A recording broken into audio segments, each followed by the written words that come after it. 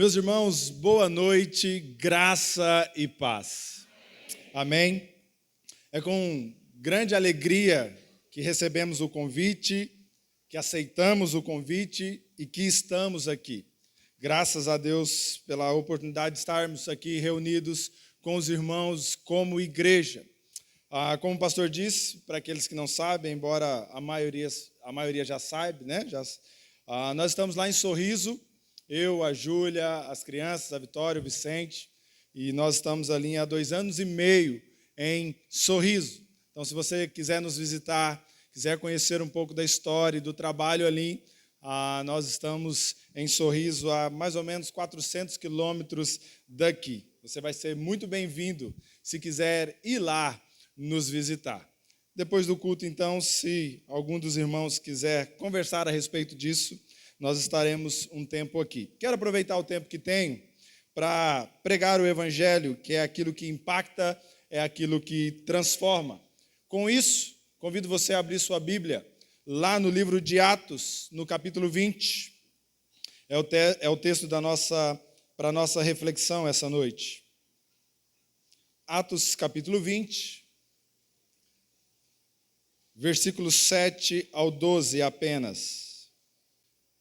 No primeiro dia da semana, estando nós reunidos com o fim de partir o pão, Paulo, que devia seguir viagem no dia imediato, exortava-os e prolongou o discurso até a meia-noite. Havia muitas lâmpadas no cenáculo, onde estávamos reunidos. Versículo 9. Um jovem, chamado Eutico, que estava sentado numa janela, adormecendo profundamente durante o prolongado discurso de Paulo, vencido pelo sono, caiu do 3º andar abaixo e foi levantado morto. Descendo, porém, Paulo inclinou sobre ele e, abraçando-o, disse: não vos perturbeis, que a vida nele está. Subindo de novo, partiu o pão e comeu, e ainda lhes falou largamente até ao romper da alva. E assim partiu. Então, conduziram vivo o rapaz e sentiram-se grandemente confortados. Meus irmãos, hoje à tarde, sentado com meu pai, assistindo televisão, e num determinado momento do programa de música, o apresentador perguntou para uma mulher que fazia parte do jurado: por que você não leva o fulano para a igreja? E ela diz: eu não vou à igreja. Deus ouve a minha oração lá de casa. Então podemos pensar, qual é o valor ou qual é a necessidade da igreja? Se essa fala dela, se esse pensamento dela é o pensamento de boa parte das pessoas e talvez o seu, o que fazemos aqui? Porque essa igreja existe há 46 anos. Porque, como foi dito aqui, alguém deixou o seu estado, o seu país, veio para cá para pregar o Evangelho, para anunciar o Evangelho, para fazer o reino avançar. E estabeleceu estruturas e organizações que nós nos reunimos dentro dela e chamamos de igreja. Será que isso não é uma criação humana? Será que isso que fazemos aqui, o que chamamos de igreja, não foi criado ao longo da história?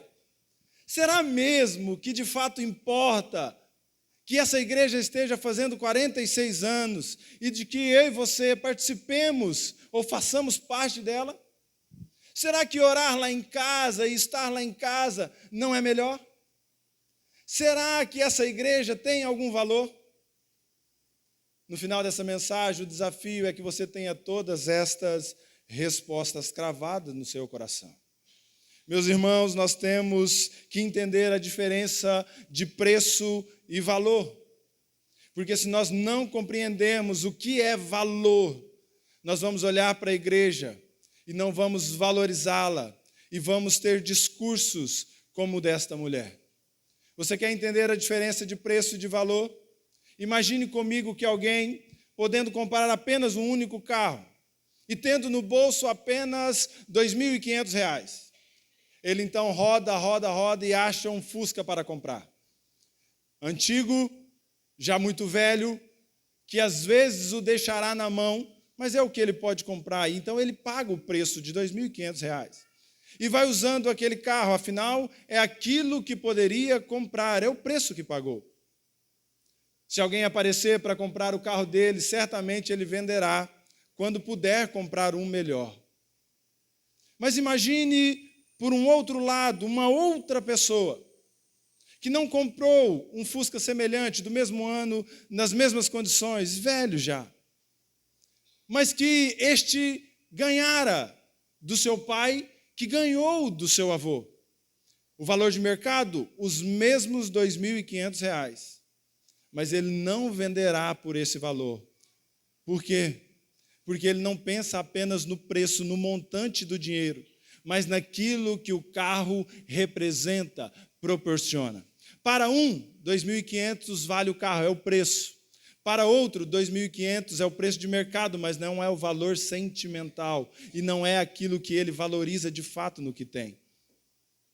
Considerando isso, meus irmãos, o valor é aquilo que nós damos para algo, não pensando no preço, no custo, mas na importância daquilo. Então, faço uma pergunta para você. Qual é o valor da igreja para você? Porque para Cristo nós sabemos qual é. A igreja foi comprada pelo seu sangue. Ele morreu pela igreja. Ele ama a igreja. Isso Cristo. Incontestável, indiscutível. Mas para você, qual é o valor desta igreja? Você já se fez essa pergunta? Você tem a resposta do quanto isso aqui custa para você ou do quanto isso aqui é importante para você? Talvez se eu perguntasse para alguns qual é o valor dessa igreja, alguns poderiam dizer, olha, pela área construída, não, isso é preço. Qual é o valor da igreja para você? Olha, considerando as poltronas e o ar, não, isso é preço, é custo. Qual é o valor para a sua alma? Qual é o valor disso aqui para a sua fé, para a sua caminhada cristã? Porque, de novo, se não entendermos o valor da igreja, nós não valorizaremos, é óbvio, e ela perderá a importância. E aí, você tem um grande problema. Porque a igreja não só é importante, como é essencial. Esse é o desafio, meus irmãos, para nós pensarmos a respeito do texto que nos é apresentado. Essa história chega a ser uma história engraçada, dependendo da perspectiva que você lê ela. Numa história muito simples de olhar e ler, nós vamos ver que Paulo está pregando, um homem lá no fundo, sentado, adormece porque o discurso demora. O texto diz que ele está indo até a meia-noite. Este homem, esse jovem chamado Eutico, adormece e cai do terceiro andar. Esse homem, então, o jovem, cai morto, porque cansou, porque Paulo estava demorando demais. Pastor, eu faço uma observação aqui, viu, pastor Robson? Não importa se alguém dormir diante das nossas pregações, pastor. Porque dormiram enquanto Paulo pregava, então nós estamos tranquilos em relação a isso. Mas o texto não está escrito aqui para dizer para mim e para você que você pode dormir enquanto eu falar. O texto está aqui, registrado e preservado, para nos ensinar lições importantes, valiosas e eternas. Embora, meus irmãos, pareça algo simples ao lermos, contém ensinamentos extremamente importantes que vão mudar o conceito de alguns aqui essa noite, a respeito da importância do culto, da congregação e da igreja. O texto no versículo 7, na parte A, diz, no primeiro dia da semana. No domingo, essa igreja se reúne, esse povo se reúne. Paulo está pregando, meus irmãos, no primeiro dia da semana, no domingo. E o domingo ele é especial para todos nós, meus irmãos, porque é no domingo que nós nos reunimos em uma adoração comunitária. É aos domingos, embora hoje seja sábado, nós vamos nos reunir amanhã com a graça do Senhor também. Nós nos juntamos para adorar o Rei dos Reis e o Senhor dos Senhores. E o domingo é importante porque foi nele que Cristo ressuscitou e o Deus que adoramos está vivo. Por isso, fazemos o que fazemos. É no primeiro dia da semana que os crentes se reúnem para lembrar a realidade de que o túmulo está vazio e o trono está ocupado. É aos domingos que nós nos juntamos, meus irmãos, para rememorizar a nossa viva esperança em nosso Salvador. No primeiro dia da semana, é inegociável para qualquer cristão, porque é no primeiro dia da semana, no domingo, que ele está junto, reunido no culto público, no culto solene, com a igreja, que é o povo do nosso Senhor e Salvador Jesus Cristo. Porque a igreja, meus irmãos, ela se reúne, ela se faz presente semanalmente. Esta igreja se reúne à noite, provavelmente por conta da jornada de trabalho ou dos costumes locais. Mais tarde, ao longo da história, alguns governantes foram cristianizados e passaram a fazer os cultos domingo pela manhã. Mas o princípio é um só, quer cultuemos domingo pela manhã, quer cultuemos domingo à noite, o princípio é um só, meus irmãos. Devemos estar juntos, adorando e celebrando o Rei ressurreto, o nosso Senhor e Salvador Jesus Cristo. Aquele que morreu, ressuscitou e vai voltar. Sabe por que a igreja é importante? Porque ela se reúne para adorar o seu Redentor, que um dia voltará para buscar a igreja, que somos nós, para que nós façamos o que fazemos aqui, lá, juntamente com o Cordeiro, o nosso Cristo. Então, isso é um ensaio do que faremos lá. Quer saber o valor de uma igreja? Entenda que a igreja é o ajuntamento do povo de Deus, celebrando a Deus, antecipando o que fará no futuro, onde lá adoraremos e cultuaremos a Deus eternamente. O que fazemos aqui não é uma invenção humana. O que fazemos aqui não é que alguém investiu e entendeu que isso dava certo, que é bom ter o povo junto. No que fazemos aqui, meus irmãos, é reunidos em adoração ao Rei dos Reis, Senhor dos Senhores, porque Ele estabeleceu. Então você não deve vir à igreja pensando apenas em participar de um momento de comunhão, embora isso seja bom. Você precisa pensar em igreja, a respeito do culto, a respeito do Rei dos Reis e do Senhor da igreja. Um pastor americano chamado Tony Merida, ele diz algo interessante a respeito de culto. Preste atenção na leitura, por favor. Quando nos reunimos para cultuar, no primeiro dia da semana, podemos ou não sabemos o que irá acontecer. Pode ser que alguém caia da janela e seja trazido de volta. Imagine quanto você ficaria decepcionado se você fosse cristão em Trode, naquele contexto, e tivesse perdido justamente aquele culto, onde Paulo, o apóstolo, pregava e um jovem morreu, mas ressuscitou. Olha que extraordinário culto aconteceu aqui. Mas embora esse relato nos conte que algo extraordinário aconteceu aqui, quero afirmar a vocês que todos os domingos, em todos os cultos, em todas as nossas reuniões, algo extraordinário continua acontecendo. Se você perder de vista a expectativa, você vai entrar por essa porta, vai sentar nessa poltrona e não vai ter uma compreensão exata do que pode e do que está acontecendo. Por isso, todas as vezes que você vier a um culto, não só valorizando o culto, crie expectativas a respeito do culto. O que Deus vai falar? Como será? O que Deus vai fazer? Porque certamente Deus fará algo em nosso meio.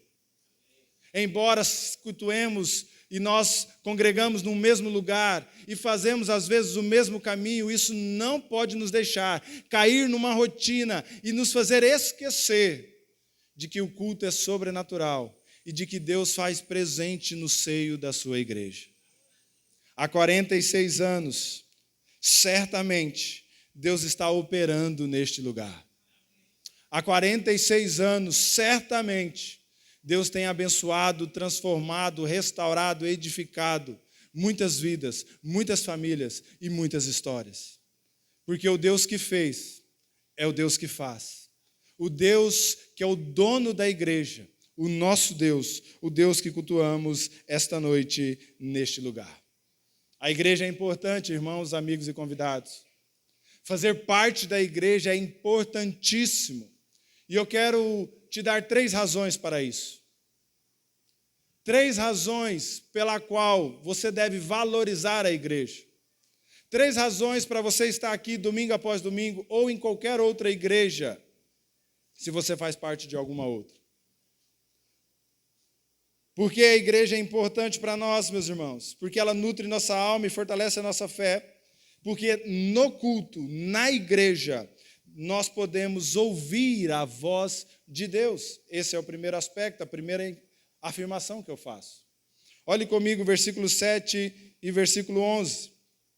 No primeiro dia da semana, estando nós reunidos com o fim de partir o pão, Paulo, que devia seguir viagem no dia imediato, exortava, pregava e prolongou o discurso até a meia-noite. Versículo 11. Subindo de novo, partiu o pão, comeu e ainda lhes falou largamente. A igreja se reuniu, Paulo começou a pregar e Paulo continuou pregando. Mas pregando o quê? Quando nós nos reunimos, o que nutre a nossa alma e o que fortalece a nossa fé? O que Paulo está falando, ou qual é o conteúdo da mensagem de Paulo que faz com que eles fiquem todos juntos ouvindo Paulo? O que é tão importante que Paulo tem que viajar, mas ele precisa falar antes de ir? O que Paulo está falando e o que nós encontramos em toda a Escritura Sagrada é a respeito de Jesus Cristo, o Filho de Deus, que é a boa nova do Evangelho, que é uma mensagem que transforma. Paulo está pregando as Escrituras Sagradas. E as Escrituras Sagradas, a palavra, a Bíblia, é a palavra, é a voz de Deus. Você não se ajunta aqui para ouvir uma outra coisa senão a palavra de Deus. Nós cantamos Bíblia, nós oramos de forma bíblica, e nós lemos a Bíblia e expomos a Bíblia, ou seja, do início ao fim da nossa reunião, é Bíblia, é as Escrituras, é a palavra de Deus sendo ministrada em nossas vidas, aos nossos ouvidos, aos nossos corações. Diferente de quando vamos a um cinema, a um teatro ou a qualquer outro lugar, somente aqui tem a voz de Deus ecoando. Valorize a igreja, porque ela não é uma empresa com um dono, mas ele é um ajuntamento de pessoas salvas e redimidas por Cristo Jesus, que adora esse Deus, que exalta esse Deus e que se prostra diante dele com humildade. E então canta louvores a ele e ouve a sua voz por meio da palavra. Um aspecto muito importante da igreja, meus irmãos, é que nela nós ouvimos a voz de Deus. Reunimos semanalmente para ouvir a pregação e pregação da palavra. Foi Jesus Cristo quem disse em Marcos 16, 15, ide por todo mundo e pregai o evangelho, ou seja, a mensagem das boas novas. Em Atos 9, 20 nós temos, e os discípulos e os apóstolos e todos pregavam e pregando a respeito de Jesus Cristo, o Filho de Deus. Ainda em Atos, no 13, 15, diz, depois da leitura da lei, dos profetas, eles continuaram, ou seja, toda a Escritura, do Antigo Testamento ao Novo Testamento, sempre que a igreja se reúne, ela se reúne para ouvir a voz de Deus. Por isso, valorize o culto, porque é no culto que nós podemos ouvir o que Deus quer instruir, nos orientar. Não venha para a igreja de novo como você vai a qualquer evento. Venha à igreja porque você está vindo a um culto, ouvir o que Deus tem para falar. Por que era ouvir um sermão? Respondo, se o pregador está de fato expondo o que Deus anuncia, e em suas palavras está declarando o que Deus realizou através de seu Filho, Então, ele está pregando de forma autoritativa e levando uma mensagem transformadora. E ao passo que o pregador está pregando a mensagem, Deus está trabalhando nos corações e coisas extraordinárias estão acontecendo. Por isso, não se acostume com o culto. Crie expectativas a respeito de um culto e faça parte de uma igreja bíblica. Quando alguém está pregando, este alguém não está pregando com autoridade na sua idade ou experiência, mas este prega pelo simples fato do Espírito Santo o conduzir. Logo, o poder da mensagem que pregamos não emana da minha habilidade ou do meu carisma, mas do Espírito Santo do Senhor aplicando a palavra nos corações. E quando alguém está pregando a palavra de Deus, é como um quadro que Lucas Cranach pintou. E naquele quadro que ele pintou, ele retratava Lutero pregando. Lutero pregava com um dedo na Bíblia e outro dedo apontando para Cristo. E naquele retrato de Lutero apontando para a Bíblia e para Cristo, a congregação, a igreja, olhava para Cristo. Quando alguém está pregando a palavra do Senhor, não é ele que deve estar em evidência, mas a palavra de Deus. Por isso nós não temos espaço, meus irmãos, aqui para apresentações individuais, no sentido de colocar alguém em evidência. O que fazemos aqui é coletivo, porque não é sobre um, é sobre nós, adorando o nosso Criador, porque é Ele quem merece toda a exaltação e adoração no nosso meio. Então, quando você vier ao culto, entenda que você vem para adorar o Rei dos Reis e Senhor dos Senhores. E a pregação não é sobre as experiências do pregador. Não vim para contar piadas. Não vim para contar histórias.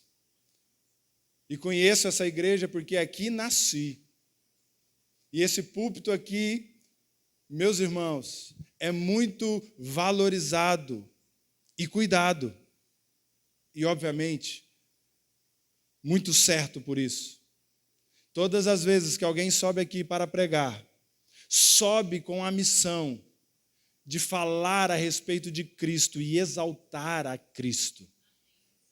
Por isso, não importa o quanto você é amigo do pregador, não se preocupe com quem prega, se preocupe com o que prega, porque é Cristo quem transforma, é Cristo quem deve ser adorado. O objetivo do pregador não é dar sua opinião ou apresentar suas próprias ideias, mas explicar cuidadosamente o texto e o seu significado, exaltando somente a Cristo.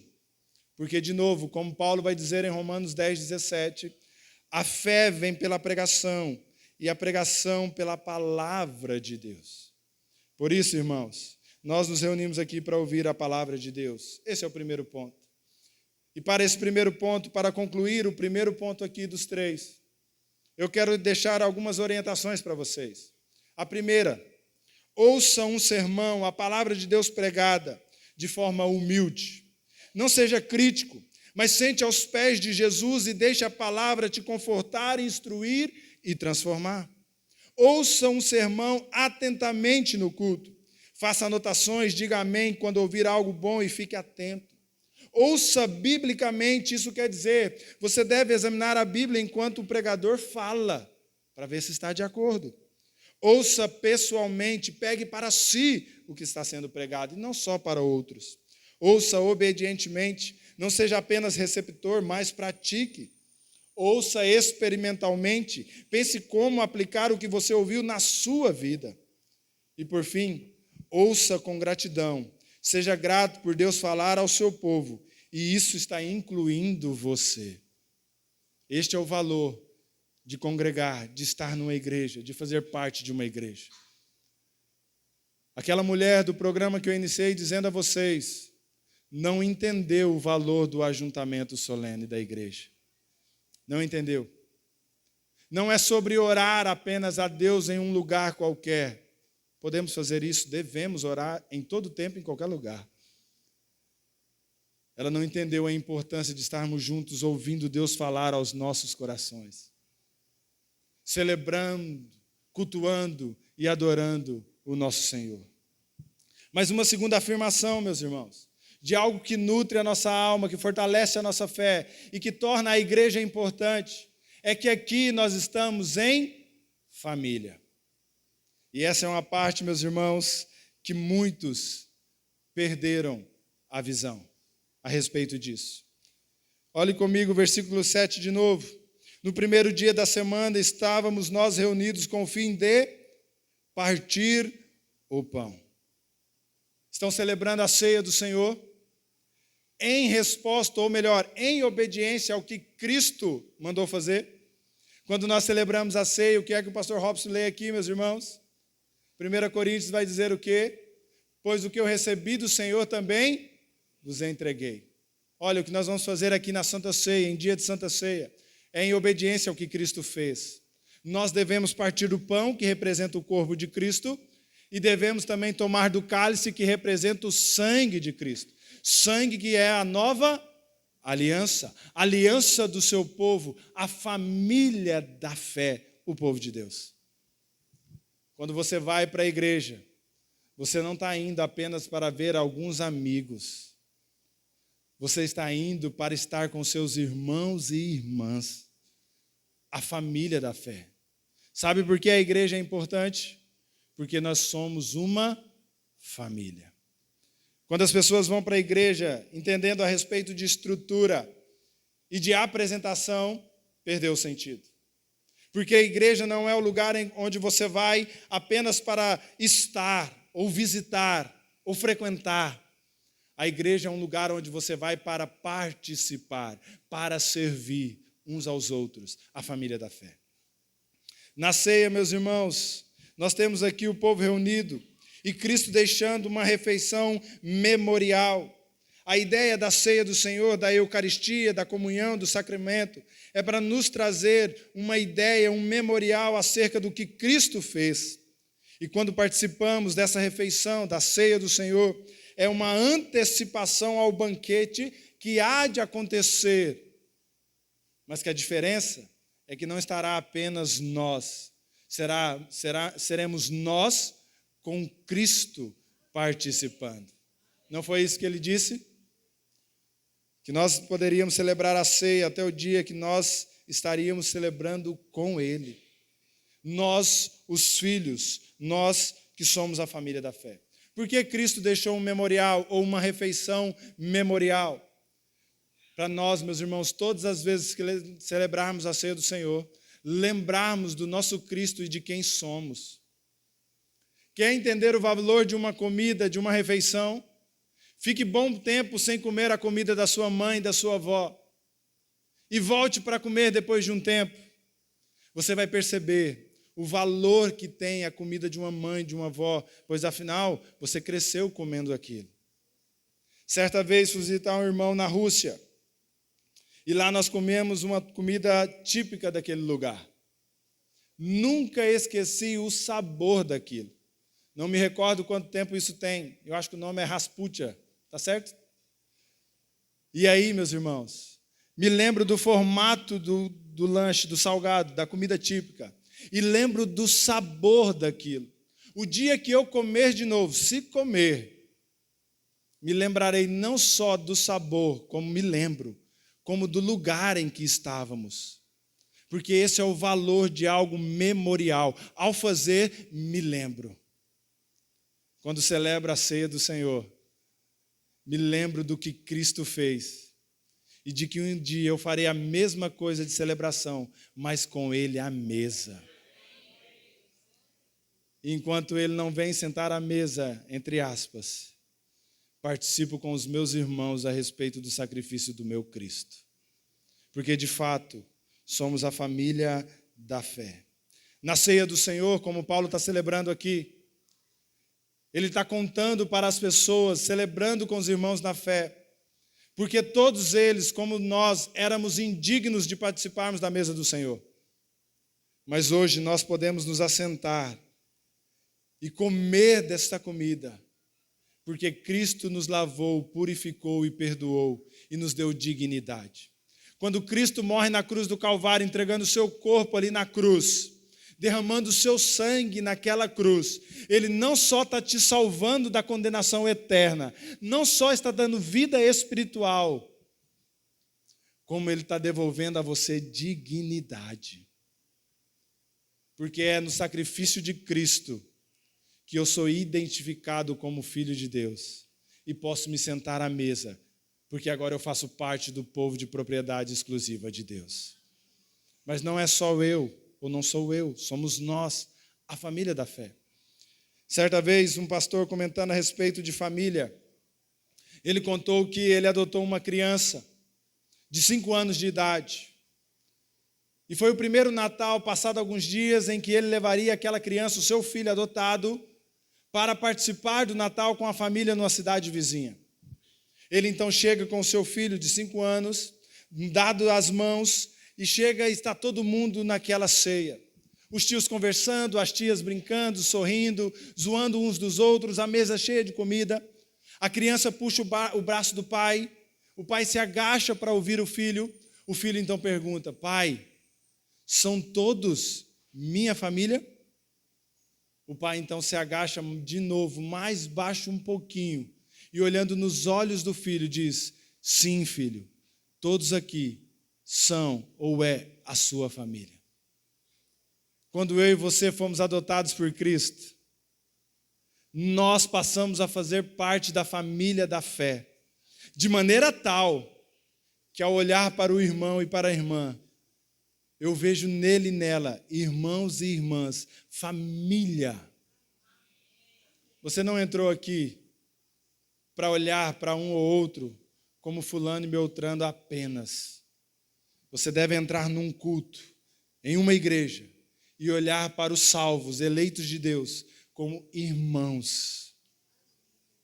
Isso, meu irmão, minha irmã, e você que me escuta, não é possível ser feito longe daqui. Não há vida comunitária.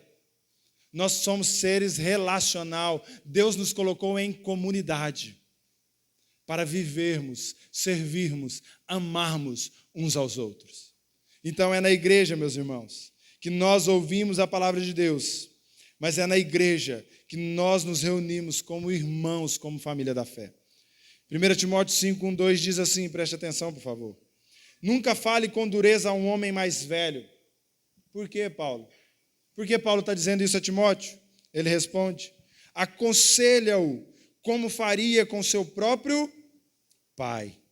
Quanto aos mais jovens, aconselhe-os como seus irmãos. Trate as mulheres mais velhas como trataria sua mãe. E as mais jovens, com toda pureza, como se fossem suas irmãs. Paulo está dizendo, Timóteo, no seio da igreja, a igreja reunida, é importante que você olhe para as pessoas como se fosse a sua mãe, como se fosse o seu próprio pai, como se fossem os seus irmãos, como se fossem as suas irmãs, porque de fato o são, se Cristo os alcançou, porque vocês fazem parte do mesmo povo. Por isso, irmãos, podemos ler texto como Gálatas, que diz que nós chamamos Deus de Abba Pai, nosso Pai, porque todos nós fomos adotados e somos filhos do Senhor. Sendo assim, meus irmãos, caminho para o terceiro e último ponto essa noite. Quer saber o valor de uma igreja, o que nutre a sua alma, o que fortalece a sua fé?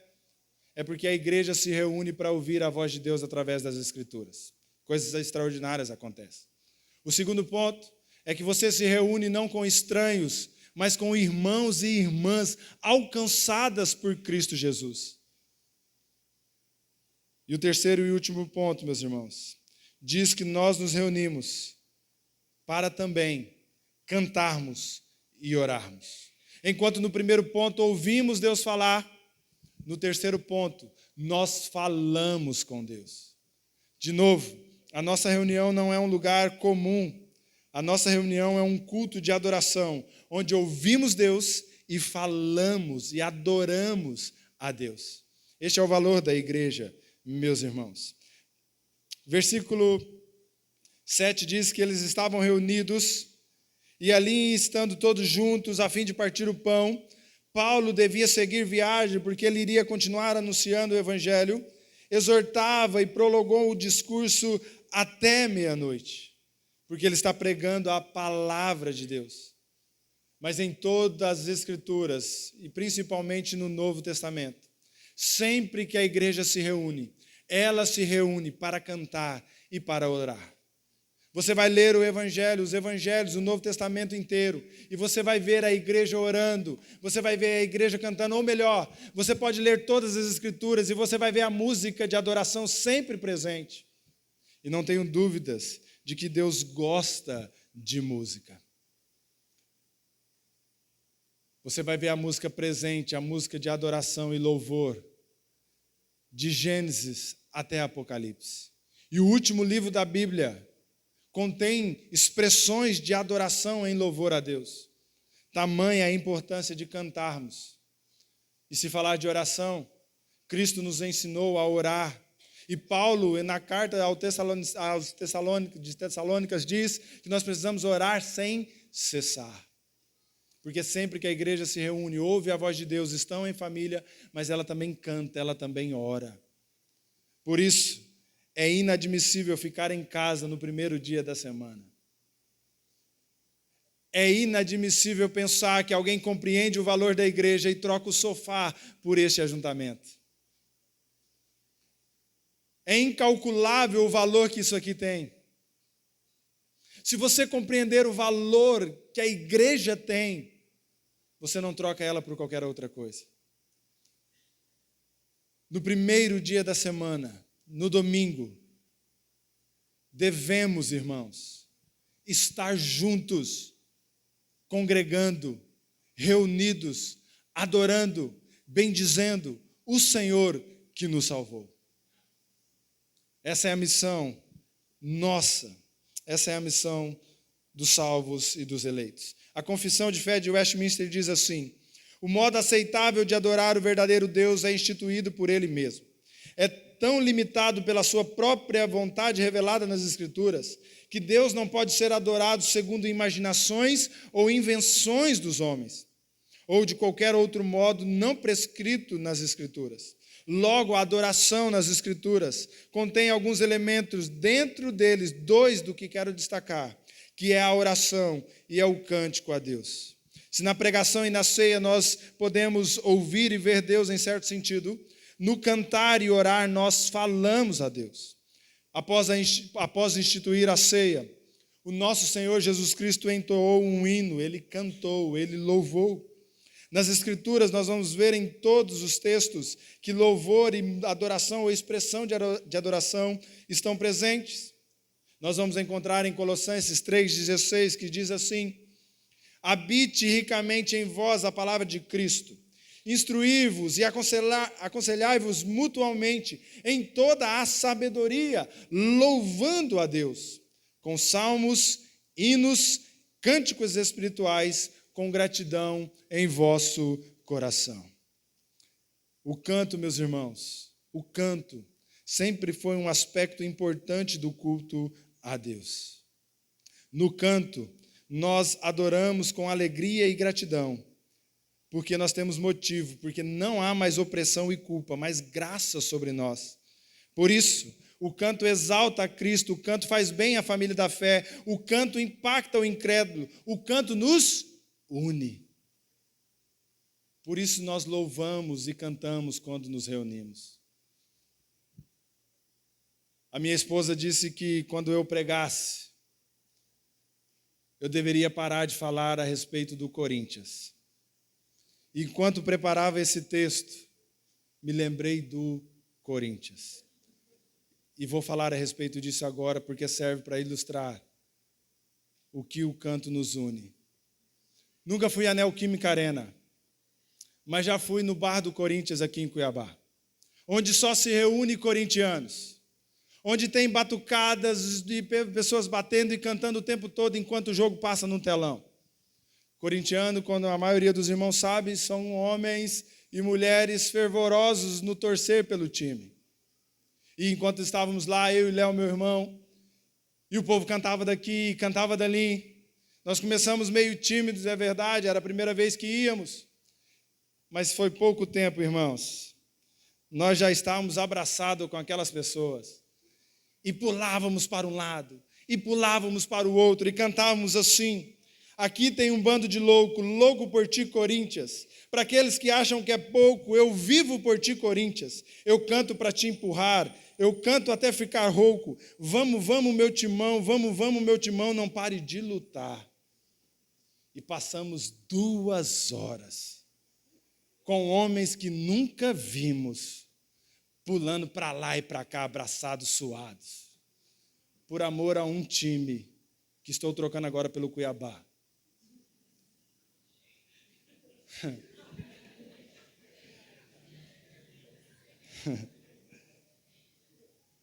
Mas nós celebrávamos, cantávamos e pulávamos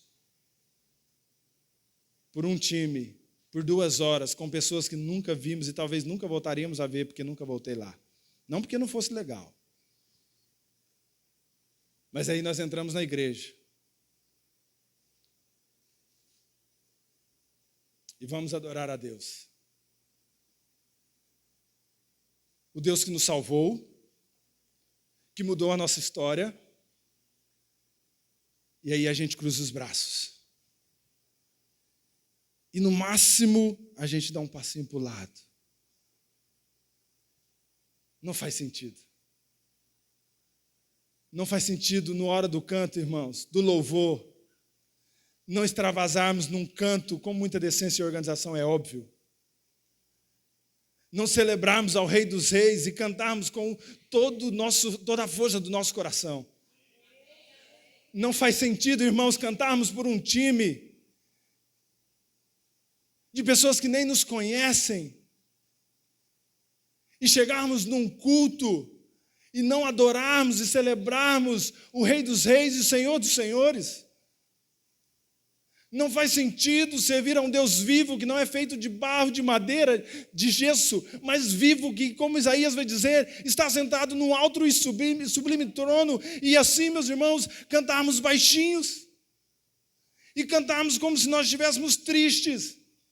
Nós não temos motivos para ficarmos tristes. Nós adoramos um Deus vivo que mudou a história das nossas vidas. Então cantemos, celebremos, pulemos, porque Deus mudou a sua história. Por isso, ao entrar num culto, faça um favor para você mesmo. Entenda o que você veio fazer e cante, adore, erga suas mãos, dê um brado de vitória. Porque adoramos um Deus vivo que gosta de louvor, que gosta de música. Eu disse lá na nossa igreja que por mim o Ministério de Louvor cantavam 10 músicas. Obviamente eles não gostaram. E quem é músico sabe do que eu estou falando. Paulo Adriano até arrepiou agora. Não é fácil, irmãos, ensaiar, não é fácil cantar. E a Júlia não está rouca por conta disso. É uma outra história a questão da rouquidão dela. Não é por ter abusado dela cantando. Mas eu disse para ele, irmãos, precisamos cantar, precisamos celebrar, precisamos festejar, porque o nosso Deus está vivo, Ele está reinando. Por isso nós nos alegramos quando entramos aqui, porque nós viemos prestar um culto e uma celebração a Deus. Por isso, irmãos, eu não gosto, e eu sou muito, meus irmãos, chato a respeito disso lá. Talvez alguns até achem bom eu estar lá por isso, né? Mas culto, meus irmãos, é como nós ouvimos aqui na adoração. Celebrando, cantando, músicas que nos coloca em sintonia com aquilo que estamos fazendo e traz sentido para aquilo que estamos fazendo. Que nós estamos cultuando ao nosso Deus, o Senhor dos Senhores. Eu lembro um tempo atrás, alguém estava pregando aqui, o Dino fazia parte do Ministério de Louvor. E a pessoa disse assim, nossa, aquele rapaz que canta aqui, ele é animado, né? Porque o Dino, para aqueles que sabem, ele cantava no louvor aqui, ele destoava da turma, né? E a irmã, ou o irmão, não sei quem diz assim, fala, nossa, mas ele é animado, né? Contagia, né? Por um lado, meu irmão, eu fico feliz, porque de fato é isso. Por outro lado, podemos preocupar, porque quando alguém canta e alguém diz que é animado e não afinado, temos um problema. Mas ela lembrou da sua animação, já Tá bom. Porque culto, meus irmãos, é um lugar em que nós estamos aqui para celebrar. Então saia da sua casa, domingo após domingo, e venha cantar, adorar e bendizer o nome do Senhor. Venha celebrar o nome do Senhor. Porque nós estamos aqui, meus irmãos, para celebrar o nosso Cristo. Dr. Martin Lloyd Jones diz assim: a maior necessidade no momento é uma igreja jubilosa e alegre. Cristão infeliz é uma péssima propaganda para a fé. A alegria exuberante dos primeiros cristãos foi um dos fatores mais poderosos na disseminação do cristianismo. O evangelho deve naturalmente causar em nós uma alegria exuberante. Quando consideramos o que Deus fez por nós em Cristo, no contexto da igreja, essa alegria é obtida, experimentada e ampliada. Isso significa que mesmo às vezes em meio ao sofrimento, há uma fonte de alegria da qual bebemos. E essa fonte é Cristo, o nosso Redentor. Se aqui podemos cantar, aqui também podemos orar. E a Bíblia está repleta de oração ou de orações. Vamos encontrar isso no livro de Atos, vamos encontrar isso em todas as Escrituras. Mas deixo aqui apenas 2 textos. O primeiro é Hebreus 13:18, que diz: orai por nós, pois estamos persuadidos de termos boa consciência, desejando em todas as coisas viver condignamente. E o autor de Hebreu diz: ore por nós. Não foi à toa que nosso Senhor Jesus Cristo nos ensinou uma oração. Não foi à toa que Jesus Cristo orava. Jesus orava e nos ensinou a orar, nos ensinou a oração ainda. Os apóstolos oravam, os discípulos oravam, a igreja no Novo Testamento ora. Por isso a igreja precisa orar. Por isso a igreja continua orando. Porque quando nos ajuntamos, e a igreja é importante e valiosa por isso, porque ela canta e porque ela ora. 1 Tessalonicenses 5,17, orai sem cessar. Por que a igreja é importante? Porque ela nutre a sua alma, fortalece a sua fé com 3 afirmações. A primeira é porque é na igreja, no culto, que nós ouvimos também a palavra de Deus. Você pode ouvir na sua casa, na sua leitura, na sua devocional, mas aqui também, certamente você ouvirá. Segundo aspecto, um culto é importante porque você se reúne em família. Terceiro aspecto, é porque no culto nós cantamos em comunidade, em uma só voz, reunidos aqui, ao mesmo tempo que irmãos reunidos em várias partes do mundo também cantam. E esse coro da igreja universal, no sentido de totalidade, de cosmo, de mundo, chega ao trono de graça. Porque o que fazemos, não fazemos por nós, fazemos por Cristo. Conclusão, irmãos. Conclusão. Versículo 28 deste capítulo que lemos, do capítulo 20 de Atos. Diz assim o versículo 28. Portanto, cuidem de si mesmos e do rebanho sobre o qual o Espírito Santo os colocou como bispos, a fim de pastorearem sua igreja comprada com seu sangue. Se a igreja foi comprada com o sangue de Cristo, de fato foi, e a igreja somos nós, precisamos amá-la, porque Cristo ama e mandou que amássemos ela. Sabe o valor disso aqui? Sabe o valor dos seus irmãos? É tão valioso, ao ponto de Cristo dizer para Paulo, quando Paulo perseguia a igreja, ainda era um terrorista não convertido. E Paulo perseguindo a igreja, Cristo aparece para Paulo e diz assim: Saulo, por que me persegues? Cristo não disse: Paulo, por que você está perseguindo a igreja? Ele diz: Paulo, por que você está me perseguindo? Quando nos ajuntamos aqui, somos uma família. E nós somos a igreja de Cristo, vinculados a Cristo. Por isso, não brinque com a igreja. Não engane a igreja reunida. Não diminua a igreja. Não fale mal da igreja. Porque Cristo está vinculado de tal maneira à igreja que ele diz que ele é a própria igreja ao mesmo tempo. Por isso eu não posso ficar lá em casa e deixar de me reunir com a igreja, que é o povo de Deus reunido neste lugar. Aplicações práticas para finalizar. Primeiro, irmãos, não trate a igreja como se ela fosse irrelevante ou desnecessária. A igreja local ela é imperfeita, é verdade, porque falhamos e erramos. Hoje pedi desculpa para uma irmã. Falhamos. Mas não trate ela, meus irmãos, como irrelevante ou desnecessária. Porque mesmo sendo imperfeita, ela é indispensável. Nunca se esqueça de fazer parte de uma igreja local, a família da fé, porque isso é um privilégio. Cultuar, adorar, compartilhar vida, dedicar nosso tempo, talentos e bens para o avanço do Evangelho deve ser uma missão de todos nós. Globalmente é uma dádiva aliar-se aos irmãos e irmãs de todo mundo, domingo após domingo, cantando ao nosso Senhor e Salvador. Ore regularmente por sua igreja. Não subestime a importância de orar pelo povo de Deus. Reconheça que você precisa da igreja e sua igreja precisa de você. Se você é inconstante aos domingos, isso afetará a sua saúde espiritual. Chegar atrasado ou não se engajar tornará o seu culto menos impactado. Seus irmãos e suas irmãs precisam de você, da sua voz de encorajamento e da sua solidariedade. Santifique-se, se prepare para um culto como um atleta se prepara para uma competição. Porque certamente você está indo para um grande evento, o maior de todos, o culto de adoração a Deus. Cuidado com as brigas. O diabo adoraria deixar você mal-humorado ou distraído num domingo ou no dia de culto. E provavelmente, quando você se dirigir à igreja, coisas chatas vão acontecer. Mas ao invés de gritar, brigar, experimente orar e se conter, para que você chegue ao culto apto e preparado para adorar e bendizer.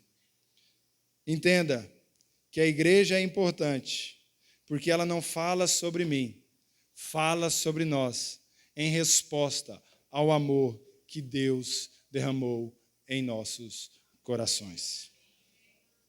Meus irmãos, a igreja é importante e valiosa. Esta igreja é importante e valiosa. Se você é membro de uma outra igreja que tem a pregação das Escrituras Sagradas e Cristo no centro, esta igreja é valiosa.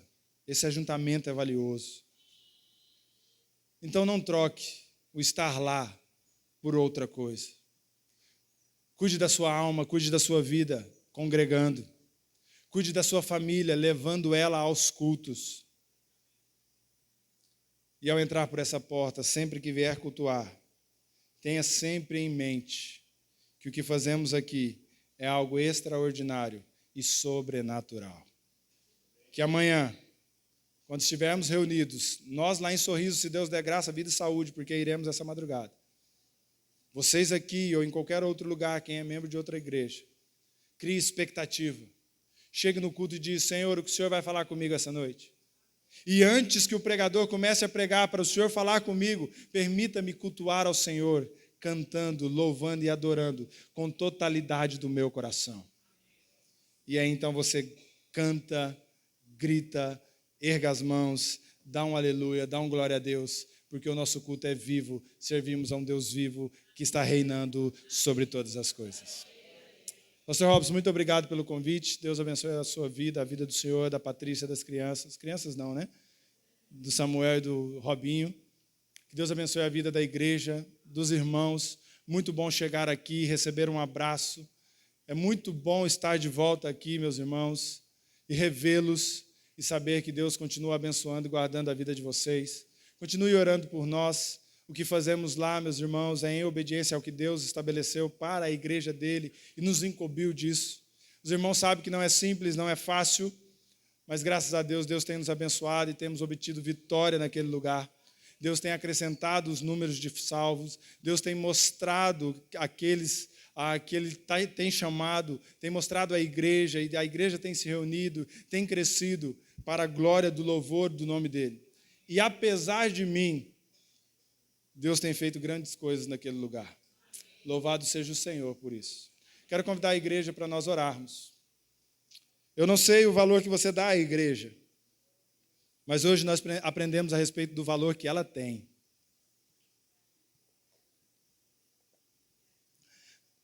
Não se acostume com o trajeto até a igreja, com a cor da igreja, com as pessoas da igreja, a tal ponto de se acostumar e de se esquecer da sublimidade, da espiritualidade e do extraordinário que acontece nesse lugar.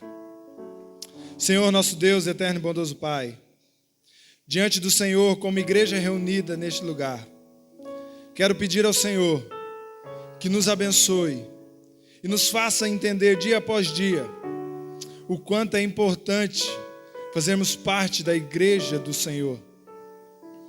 É na igreja que o Senhor nos dá a oportunidade de nos comprometermos e de fazer parte, de pertencer a um corpo local.